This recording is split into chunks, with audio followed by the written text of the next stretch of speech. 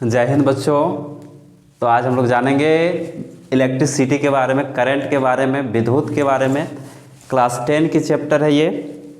तो इसके बारे में हम लोग आज जानेंगे कि विद्युत है क्या, विद्युत हम लोग किसको कहते हैं। जनरली हम लोग बिजली जानते हैं कि हमारे घर में जो लाइट जलता है उसको हम लोग बिजली कहते हैं, लेकिन उसके अंदर क्या क्या होता है, उस तार के अंदर कितनी दूर से बिजली आती है और क्या प्रक्रिया होती है उसके अंदर, आज हम लोग उन बातों को जानेंगे। हम लोग को सिर्फ पता चलता है कि बिजली आई, बल्ब जल गया, तो इसके अंदर क्या क्या प्रक्रिया होती है, इसके अंदर क्या होते हैं, ये हम लोग जानेंगे। किसको विद्युत कहेंगे, इलेक्ट्रिक करंट किसको कहेंगे, स्थैतिक करंट किसको कहेंगे। तो ये हम लोग दो तरह का करंट सीखेंगे। तो पहले यह जानो कि जो सजीव होते हैं, हम सजीव से ही शुरू करते हैं। तो जो सजीव होते हैं वो क्या होते हैं कि अगर उसकी सबसे छोटी इकाई का बात किया जाए, सजीव की सबसे छोटी इकाई, तो हम लोग उसको कहते थे कोशिका। ये किसके लिए, सजीव की सबसे छोटी इकाई को हम लोग कोशिका कहते थे। लेकिन अगर निर्जीव का बात करेंगे, जस्ट निर्जीव का अगर बात करेंगे, तो निर्जीव का जो होता है सबसे छोटी इकाई, उसको हम लोग कहते हैं इलेक्ट्रॉन, प्रोटॉन एंड न्यूट्रॉन।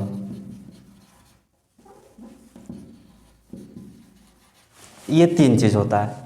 सजीवों की सबसे छोटी इकाई कोशिका, लेकिन निर्जीव का अगर बात करेंगे सबसे छोटी इकाई क्या होता है, इलेक्ट्रॉन, प्रोटॉन एंड न्यूट्रॉन। ये तीन चीज होता है। तो हम लोग इसी के बारे में आज चर्चा करेंगे, है ना। हम लोग ये बायोलॉजी चैप्टर को चर्चा नहीं करेंगे, इसी के बारे में आज चर्चा करेंगे। तो इसमें होता है क्या है कि पहले यह जानो कि जितने भी निर्जीव है, जितने भी तत्व है, सारे क्या है, एक परमाणु से मिलके बने हैं। परमाणु क्या है, परमाणु भी एक तत्व की सबसे सूक्ष्मतम इकाई, तत्व की सबसे सूक्ष्मतम इकाई को हम लोग क्या कहेंगे, परमाणु कहेंगे। और परमाणु के अंदर, जैसे अगर सपोज करेंगे कि ये परमाणु हो गया, किसी तत्व की सबसे छोटी इकाई, एक परमाणु को आप देख नहीं पाएंगे, लेकिन हम यहाँ पर ड्रॉ किए। अब इसके अंदर तीन चीज होते हैं, इलेक्ट्रॉन, प्रोटॉन एंड न्यूट्रॉन। ये तीन चीज होते हैं। समझो कि परमाणु इतना छोटे होते हैं और इसके अंदर ये होते हैं इलेक्ट्रॉन, प्रोटॉन एंड न्यूट्रॉन। तो हम लोग सिंपल से जानेंगे, ज़्यादा टाइम को नहीं लेते हुए। इलेक्ट्रॉन जो होता है वो किसी भी परमाणु के आउटर कक्ष यानी बाहरी कक्ष में क्या करते हैं, रिवॉल्व करते हैं, घूमते हैं। और इलेक्ट्रॉन का जो आवेश होता है वो होता है माइनस। इलेक्ट्रॉन का जो आवेश होता है वो माइनस होता है, और प्रोटॉन का जो आवेश होता है वो प्लस होता है। उसके बाद न्यूट्रॉन, न्यूट्रॉन का मतलब हो गया न्यूट्रलाइज, जिसका कोई आवेश नहीं होता है। तो हम लोग सीखेंगे कि जिसके पास माइनस चार्ज होता है, जो परमाणु के आउटर कक्ष में घूमते हैं। तो सपोज करिए कि ये आपका क्या है, तार है आपका, इतना मोटा, जूम करके आप देखेंगे, है ना। तो ये क्या है, तार है। तो इसमें भी इलेक्ट्रॉन होगा कि नहीं, इसमें भी आपका इलेक्ट्रॉन होगा, इस तार के अंदर में भी, इस तार के अंदर भी क्या होगा, इलेक्ट्रॉन होगा। और ये इलेक्ट्रॉन को क्या है, ये माइनस है। माइनस करने मतलब गरीब व्यक्ति, माइनस का मतलब हो गया गरीब व्यक्ति। और गरीब व्यक्ति किसको कहते हैं, गरीब व्यक्ति क्या करता है, यहाँ से वहाँ घूमते रहेगा। घूमते क्यों रहेगा, क्योंकि जब तक वो घूमेगा नहीं तब तक उसको खाना नहीं मिलेगा।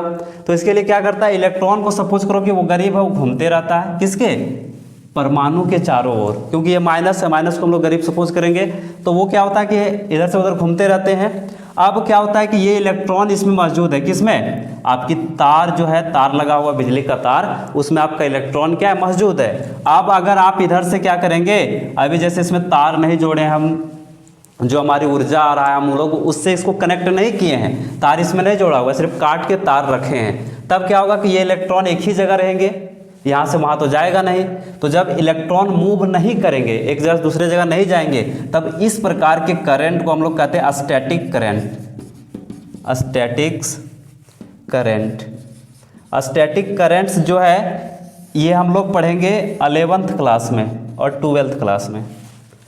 स्टैटिक करंट्स को हम लोग पढ़ेंगे 12th क्लास में। जब इलेक्ट्रॉन मूव नहीं करता है, विदाउट, सिर्फ आवेश होते हैं लेकिन वो मूव नहीं करते हैं, तब उसको हम लोग कहते हैं स्टैटिक करंट्स। लेकिन जैसे ही ये मूव करे, एक जगह से दूसरे जगह जाने लगे, तब हम उसको कहेंगे इलेक्ट्रिक करंट, इलेक्ट्रिक करंट। तो ये दो चीज सीखें। इलेक्ट्रिक करंट किसको कहेंगे, move of electron, that is called electric current. जब ये अस्थिर रहते, स्टैटिक्स का मतलब होता है स्थिर। स्थिर क्या स्थिर होते हैं? आवेश जब स्थिर होगा तब हम लोग कहेंगे स्टैटिक्स करंट, और जब ये मूव करता है तब इसको कहेंगे इलेक्ट्रिक करंट। अब स्थिर करंट जो है वो आपको पढ़ने को मिलेगा 12th क्लास में, फर्स्ट चैप्टर का। आपको फिजिक्स में यही चैप्टर फर्स्ट मिलेंगे, इलेक्ट्रोसिटी ऑफ करंट। तो ये हम लोग इसमें 12th क्लास में चर्चा करेंगे। ये अभी हम लोग पढ़ेंगे इलेक्ट्रिक करंट। तो इलेक्ट्रिक करंट किसको कहेंगे? जब ये इलेक्ट्रॉन जो है वो जब मूव करने लगेगा, एक जगह से दूसरे जगह जब जाने लगेगा, तब हम लोग उसको कहेंगे क्या? Electric current. तो इलेक्ट्रिक करंट का हिंदी हो गया विद्युत धारा। विद्युत धारा। अब विद्युत धारा किसको कहेंगे? तो विद्युत धारा किसको कह रहे हैं कि जब ये मूव कर रहा है तो इसको क्या कहेंगे? इसको आवेश कहते हैं। इसको कहते हैं आवेश। अब ये मूव कर रहा, मूव करने को क्या कहेंगे? प्रवाह हो रहा है, जा रहा है एक जगह दूसरे जगह, तो आवेश के प्रवाह की दर को हम लोग कहते हैं विद्युत धारा। आवेश के प्रवाह की दर को क्या कहते हैं? विद्युत धारा। तो विद्युत धारा का आप लोग डेफिनेशन सीख लिए होंगे। विद्युत धारा किसको कहेंगे? आवेश के प्रवाह की दर, यानी कितना तेजी से वो आपके तार में कितना तेजी से फ्लो कर रहा है, उसी को हम लोग विद्युत धारा कहेंगे। विद्युत धारा। विद्युत धारा किसको कहेंगे? जब आवेश का प्रवाह होता है तो हम लोग उसको विद्युत धारा कहेंगे। आवेश के प्रवाह की दर को हम लोग क्या कहेंगे? विद्युत धारा कहेंगे। और विद्युत धारा के जो खोज करता था, जिन्होंने पता लगाया, उसका नाम था मैरी एम्पियर। मैरी एम्पियर, उस साइंटिस्ट का नाम था मैरी एम्पियर, जिन्होंने विद्युत धारा की खोज की। और इसी के नाम पर, जैसे बल का खोज न्यूटन ने किया तो अपना ही नाम पर एसआई मात्रक को दे दिया, उसी प्रकार मैरी एम्पियर जो खोज किए विद्युत धारा का, उन्होंने ही अपना ही नाम पर विद्युत धारा का एसआई मात्रक दे दिए एम्पियर। विद्युत धारा का एसआई मात्रक, इंटरनेशनल सिस्टम जो होता है वो विद्युत धारा का होता है एम्पियर। एम्पियर। एम्पियर क्यों हुआ? क्योंकि मैरी एम्पियर ने इसको खोजा था, इसलिए अपना ही नाम पर मैरी एम्पियर दे दिए। अब हम लोग ये पहला यूनिट सीखे, विद्युत धारा का पहला यूनिट डिफिनेशन हम लोग सीखे। दूसरा बात सीखेंगे, दूसरा यूनिट इसका अर्थ क्या होगा? तो ध्यान दो, विद्युत धारा को हम लोग दिखाते आई से। विद्युत धारा को आई से। अब क्या होता है कि आवेश की प्रवाह की दर, तो आवेश अगर एक जगह दूसरे जगह जाएगा समय लगेगा कि नहीं, तो आवेश को हम लोग दिखाते क्यू से। आवेश को किससे? क्यू से। और जो समय लगेगा उसको जाने में एक जगह दूसरे जगह पर टाइम, उसको टी कहते हैं। तो क्या हो गया? आई बराबर क्यू बाय टी। विद्युत धारा का फॉर्मूला हो गया क्या?